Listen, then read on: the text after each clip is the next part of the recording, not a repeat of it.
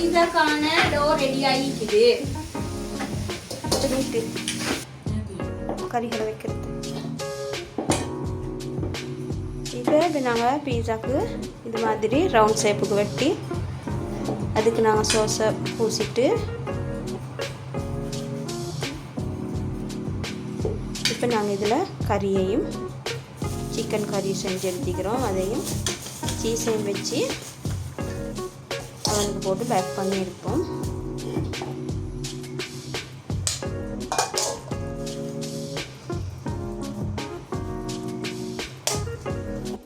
இப்போ நாங்கள் தக்காளிக்காவையும் ஒனியனையும் மேலே வச்சு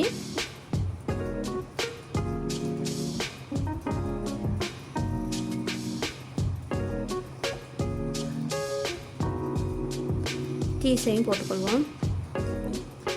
ஒனியனையும் வைக்குவோம். சின்ன சின்ன பீஸாக கட் பண்ணி எடுத்துக்கிறோம்.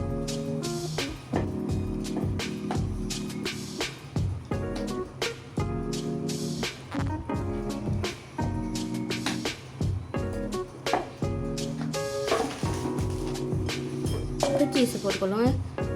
முதல்ல சீஸ் பீஸாட 50 விலை.